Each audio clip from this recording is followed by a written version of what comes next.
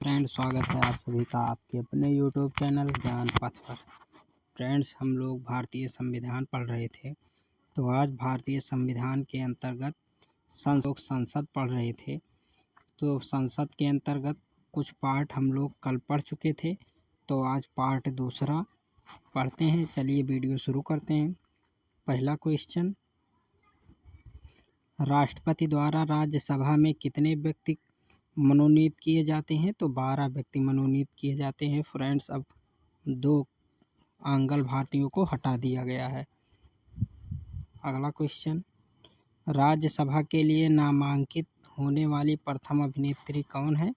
तो यह नरगिस दत्त राज्यसभा की सदस्य थी, जो कि 1980 से 1986 के बीच थी और पहली अभिनेत्री भी थी। अगला क्वेश्चन, लोकसभा की प्रथम महिला अध्यक्ष कौन थी? तो मीरा कुमार थी, 4 जून 2009 से 4 जून 2014 तक। अगला इम्पॉर्टेंट फैक्ट दिया है, राज्य विधानसभा में कोई भी धन विधेयक राज्य के राज्यपाल की संतुष्टि के बिना या अनुमति के बिना प्रस्तुत नहीं किया जा सकता है। अगला क्वेश्चन, वे प्रथम लोकसभा अध्यक्ष कौन थे जिनके विरुद्ध लोकसभा में अविश्वास प्रस्ताव लाया गया था? तो वह जीबी मावलंकर जी थे। अगला क्वेश्चन, लोकसभा का सचिवालय किसके नियंत्रण में होता है? तो यह लोकसभा अध्यक्ष के नियंत्रण में होता है। अगला क्वेश्चन, भारतीय राजनीतिक व्यवस्था में कौन सर्वोच्च है? तो भारतीय संविधान सबसे सर्वोच्च है। अगला क्वेश्चन, भारत की संचित निधि पर कौन सा व्यय भारित नहीं होता है? तो भारत के प्रधानमंत्री के वेतन और भत्ते यह भारत की संचित निधि से नहीं दिया जाता है। अगला क्वेश्चन देखते हैं फ्रेंड, धन विधेयक संसद के किस सदन में पुनः स्थापित किया जाता है? तो यह केवल लोकसभा में पुनः स्थापित किया जाता है। अगला क्वेश्चन, धन विधेयक राज्य विधानमंडल में किस सदन में प्रस्तुत किया जा सकता है? केवल विधानसभा में प्रस्तुत किया जा सकता है। अगला क्वेश्चन, बजट की रूपरेखा किस विभाग के द्वारा तैयार की जाती है? तो यह आर्थिक विभाग के द्वारा तैयार की जाती है। अगला क्वेश्चन, करों और सरकारी कामकाज के निर्वाह में हुई अन्य प्राप्तियों से संघीय सरकार को प्राप्त होने वाला राजस्व किस निधि में जमा होता है? तो यह भारत की संचित निधि में जमा होता है। अगला क्वेश्चन, आर्थिक सर्वेक्षण प्रतिवर्ष संसद में कब प्रस्तुत किया जाता है? तो यह आगामी वर्ष के बजट के प्रस्तुतिकरण से पूर्व प्रस्तुत किया जाता है। अगला क्वेश्चन, कोई विधेयक धन विधेयक है या नहीं, इसका निर्णय कौन करता है? तो यह लोकसभा का अध्यक्ष करता है। अगला क्वेश्चन फ्रेंड्स, इम्पॉर्टेंट फैक्ट दिया है, भारत की संचित निधि से धन विधेयक निकालने के लिए संसद का अनुमोदन अनिवार्य होता है। अगला क्वेश्चन, लेखानुदान संघ सरकार को किस प्रकार की अनुमति प्रदान करता है? तो यह निश्चित अवधि के लिए भारतीय संचित निधि से धन निकालने की अनुमति प्रदान करता है। फ्रेंड्स, यहाँ साधारण विधेयक एवं धन विधेयक में अंतर दिया गया है। चलिए हम लोग पढ़ लेते हैं।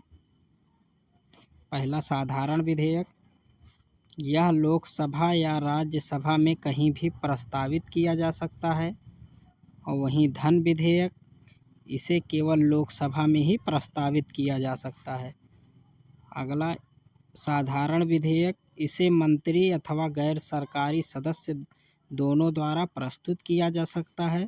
वहीं धन विधेयक केवल सरकार के किसी मंत्री द्वारा प्रस्तुत किया जा सकता है। तीसरा, साधारण विधेयक से सदन में प्रस्तुत करने से पूर्व राष्ट्रपति की अनुमति की आवश्यकता नहीं होती है।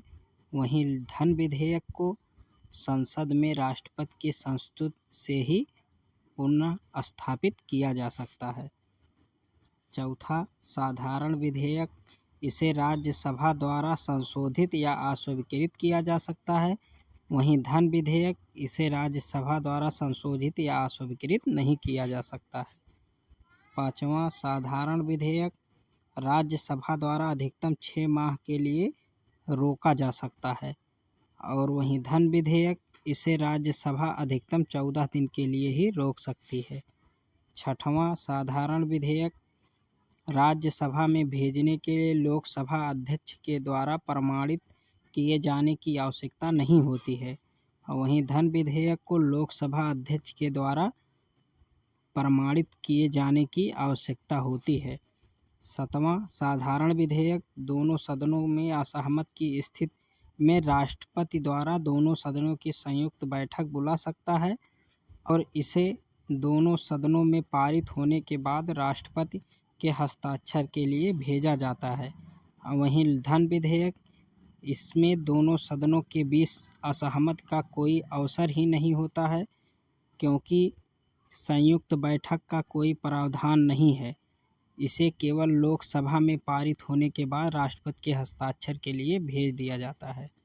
वहीं आठवां साधारण विधेयक, यह लोकसभा में अस्वीकृत होने पर सरकार को त्यागपत्र देना पड़ सकता है फ्रेंड्स, यदि इसे मंत्री ने प्रस्तुत किया हो। वहीं धन विधेयक, लोकसभा में अस्वीकृत होने पर सरकार को त्यागपत्र देना पड़ सकता है। नौवां साधारण विधेयक, राष्ट्रपति द्वारा स्वीकृत या अस्वीकृत किया जा सकता है अथवा पुनर्विचार के लिए राष्ट्रपति भेज सकता है। वहीं धन विधेयक, इसे राष्ट्रपति द्वारा स्वीकृत या अस्वीकृत किया जा सकता है, परंतु पुनर्विचार के लिए नहीं लौटाया जा सकता, क्योंकि फ्रेंड्स धन विधेयक जो है वो राष्ट्रपति के अनुमोदन के द्वारा ही पेश किया जाता है। अगला क्वेश्चन फ्रेंड्स, यहाँ इम्पॉर्टेंट फैक्ट दिया है, धन विधेयक एवं संविधान संशोधन विधेयक के संबंध में दोनों सदनों की संयुक्त बैठक नहीं बुलाई जा सकती है। अगला क्वेश्चन फ्रेंड्स, प्राक्कलन समिति संसद के किस सदन के सदस्यों द्वारा गठित की जाती है? तो यह लोकसभा के सदस्यों द्वारा गठित की जाती है। अगला, कोई भी कानूनी विधेयक संसद के किस सदन में प्रस्तुत किया जा सकता है? तो यह संसद के किसी भी सदन में प्रस्तुत किया जा सकता है। फ्रेंड्स, यहाँ पर इम्पॉर्टेंट फैक्ट दिया है, भारतीय संसद के दोनों सदनों की संयुक्त बैठक साधारण विधेयक तथा वित्त विधेयक दोनों के संबंध में हो सकती है। अगला फ्रेंड्स, संसद के दो सत्रों के मध्य अधिकाधिक अंतराल कितना होना चाहिए? तो यह 6 महीने का होना चाहिए। अगला क्वेश्चन फ्रेंड्स, आकस्मिक निधि को राष्ट्रपति कैसे व्यय कर सकता है? तो संसद की अनुमति के बिना ही व्यय कर सकता है। अगला क्वेश्चन फ्रेंड, लोकसभा विधेयक पर आम बहस किस वाचन पर होती है? तो यह द्वितीय वाचन पर होती है। अगला क्वेश्चन फ्रेंड्स,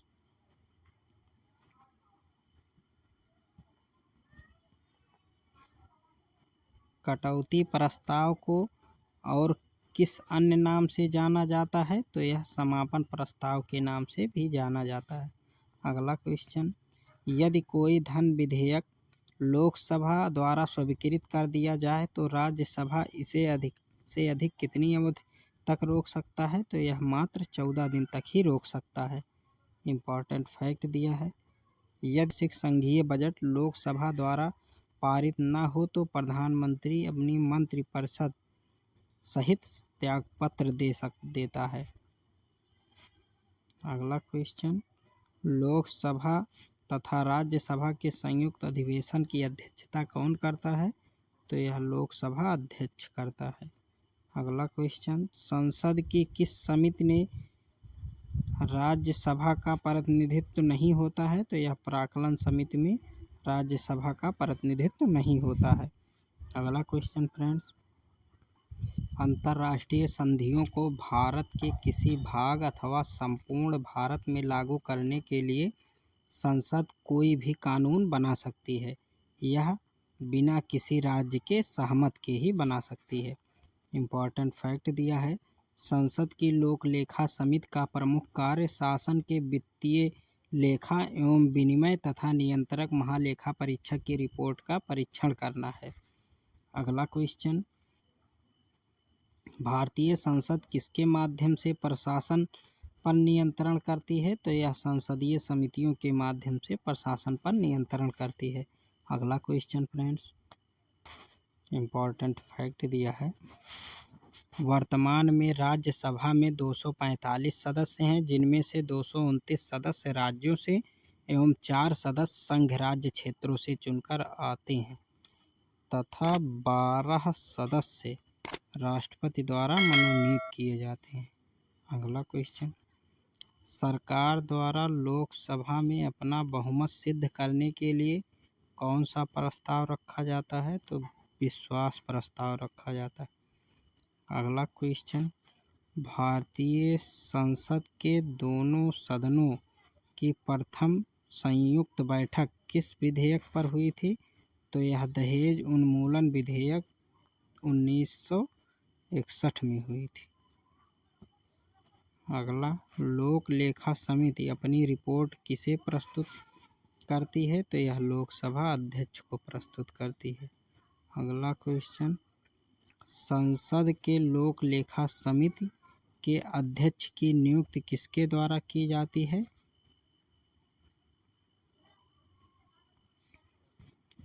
तो यह लोकसभा अध्यक्ष के द्वारा की जाती है। इम्पोर्टेंट फैक्ट, संसद या विधानसभा के किसी भी सदस्य की सदस्यता तब समाप्त समझी जाती है जब वह सदन को सूचित किए बिना लगातार 60 दिन तक अनुपस्थिति रहता है। अगला क्वेश्चन, संसद राज्य सूची के किसी विषय पर कानून कब बना सकती है? यदि राज्यसभा ऐसा संकल्प पारित करता है तब बना सकती है। अगला क्वेश्चन, किसी मंत्री के विरुद्ध विशेषाधिकार प्रस्ताव कब लाया जा सकता है? तो जब वह मंत्री किसी मामले में तथ्यों को रोकता है या तथ्यों का गलत वर्णन देता है।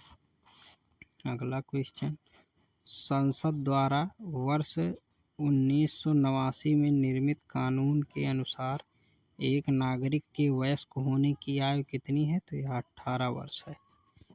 अगला क्वेश्चन, लोकसभा में शून्यकाल की अवधि अधिक से अधिक कितनी हो सकती है? तो यह 1 घंटा हो सकती है। अगला क्वेश्चन, इम्पोर्टेंट है, संसद में स्थगन प्रस्ताव लाने का उद्देश्य सार्वजनिक महत्व के अति आवश्यक मुद्दों पर बहस करना है। अगला क्वेश्चन, भारतीय संसद की संप्रभुता किसके द्वारा प्रतिबंधित है? तो न्यायिक समीक्षा के द्वारा प्रतिबंधित है। अगला क्वेश्चन, संसदीय व्यवस्था में शून्यकाल किस देश की देन है? तो यह भारत की देन है।